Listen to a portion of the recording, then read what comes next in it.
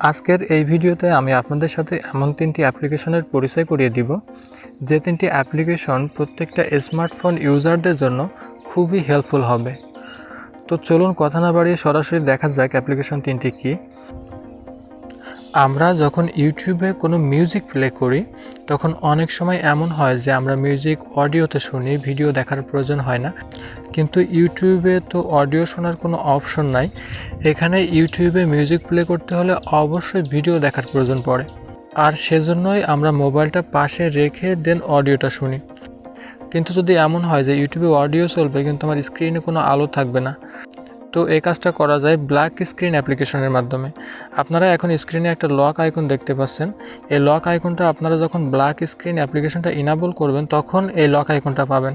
তো এই লক আইকনটা কি করে, আপনার ইউটিউবে যখন ভিডিও প্লে হয় তখন এই লক আইকনটাতে ট্যাপ করলে আপনার স্ক্রিনের আলো চলে যাবে, কিন্তু আপনার ব্যাকগ্রাউন্ডে ইউটিউব মিউজিকটা প্লে হতে থাকবে।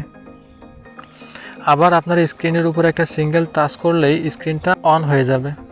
তো এটা আসলে আপনার ব্যাটারি সেভ করতে অনেক কাজে আসবে। এছাড়া অনেক সময় দেখা যায় যে আমরা ক্যামেরাতে হিডেনভাবে কোনো কিছু শ্যুট করতে চাই, যে স্ক্রিনের লাইট অফ করে, তো সেই কাজটাও করতে পারবেন। আপনারা ভিডিওটা চালু করে এরপরে স্ক্রিনের লাইটটা অফ করার জন্য এই লক আইকনটাতে ট্যাপ করবেন। ট্যাপ করলে আপনার স্ক্রিনটা লক হয়ে যাবে, অর্থাৎ স্ক্রিনে আলো চলে যাবে, কিন্তু আপনার ভিডিও শ্যুট হতে থাকবে।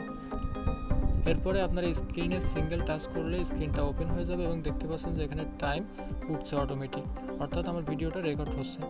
তো এভাবে আপনারা স্ক্রিনের লাইট অফ করেও আপনারা ভিডিও শ্যুট করতে পারবেন। তো এই অ্যাপ্লিকেশনটা আপনারা প্লে স্টোরে অ্যাভেলেবল পেয়ে যাবেন। প্লে স্টোরে যে ব্ল্যাক স্ক্রিন লিখে সার্চ করবেন।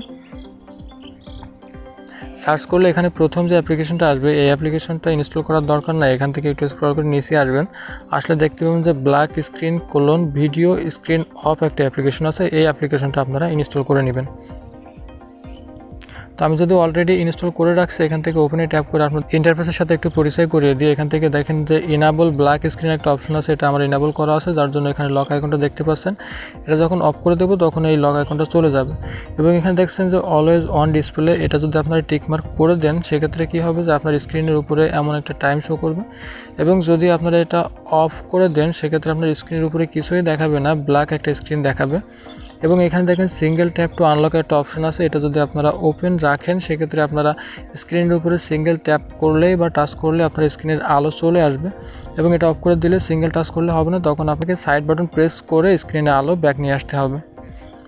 তো এটা আপনারা প্রয়োজন মতো সেট করে নেবেন। সেট করে জাস্ট এখান থেকে ইনেবল দিলে আপনারা এই লক আইকনটা পেয়ে যাবেন। এরপরে এই অ্যাপ্লিকেশনটা আপনারা ব্যবহার করতে পারবেন।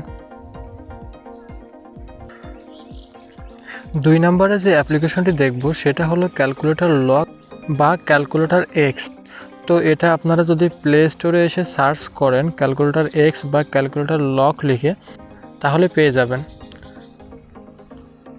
তো এখান থেকে যে কোনোটা ডাউনলোড করলেই কিন্তু হবে না, আমি যেটা ডাউনলোড করছি এটাই ডাউনলোড করবেন।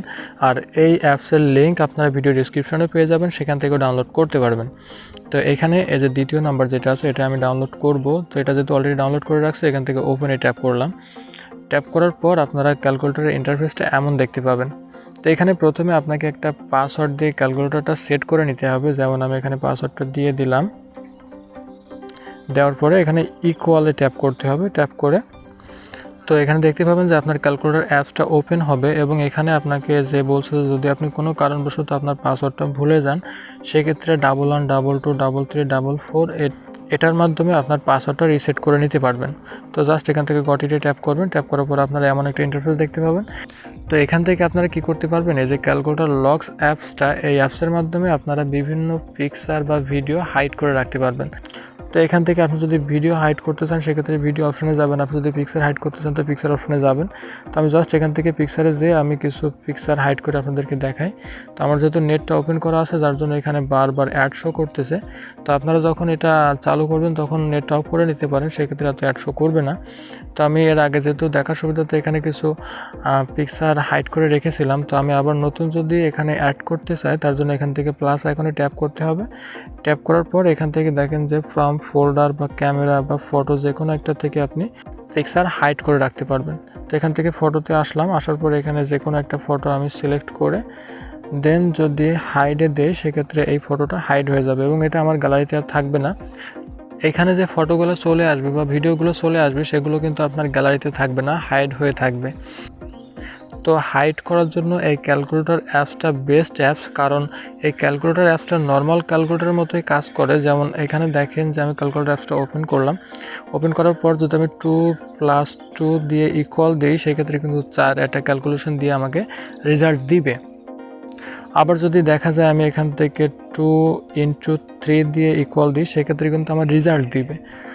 কিন্তু আমি যখন এই ক্যালকুলেটর অ্যাপসটার মাধ্যমে হাইড করা আইটেমগুলো দেখতে যাব তখন এখান থেকে 1 2 3 4 আমি যে পাসওয়ার্ডটা দিয়েছিলাম সেই পাসওয়ার্ডটা দিয়ে যদি ইকুয়ালে ট্যাপ করি তাহলে দেখতে পাবেন যে আমার হাইড করা ফাইলগুলো এখানে শো করবে।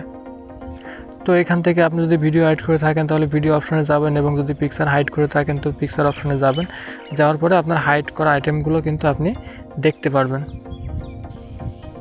তো এটা যেহেতু নর্মাল ক্যালকুলেটরের মতোই কাজ করে, তো যে কেউ দেখে বুঝতে পারবে না যে এটা ক্যালকুলেটর নাকি হাইড অ্যাপ্লিকেশন। তো আমি মনে করি এটা আপনাদের অনেক কাজে আসবে যারা বিভিন্ন ইম্পর্টেন্ট ফাইলগুলো হাইড করে রাখতে চান তাদের জন্য। এরপর 3 নাম্বার যে অ্যাপ্লিকেশনটা দেখব সেটা হলো রোলবোট। তো এই অ্যাপ্লিকেশনটা আপনারা প্লে স্টোরে পেয়ে যাবেন। প্লে স্টোরে যেয়ে যদি আপনারা রুলবোট লিখে সার্চ করেন, রুলবোট লিখে সার্চ করলে আপনারা এই অ্যাপ্লিকেশনটা পেয়ে যাবেন। এরপর এখান থেকে ইনস্টল করে নেবেন। তো আমি যেহেতু অলরেডি ইনস্টল করে রাখছি এখান থেকে ওপেনে ট্যাপ করলাম।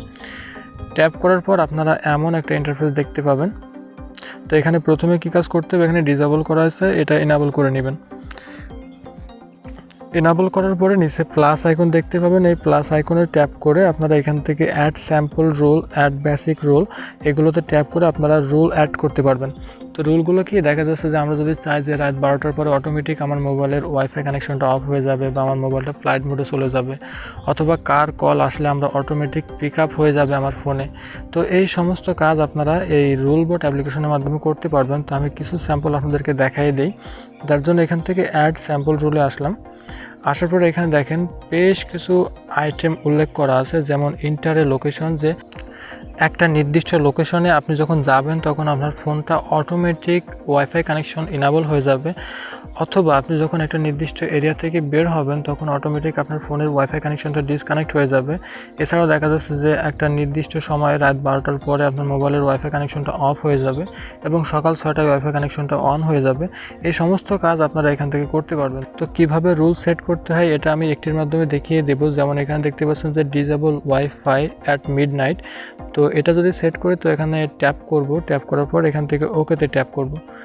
ট্যাপ করার পর দেখেন যে এমন একটা ইন্টারফেস দেখতে পাবেন। এখানে আপনাকে কি করতে হবে যে ইভেন্ট সিলেক্ট করতে হবে। তো এখানে ইভেন্ট সেট করার জন্য ইভেন্টের উপর ট্যাপ করবেন।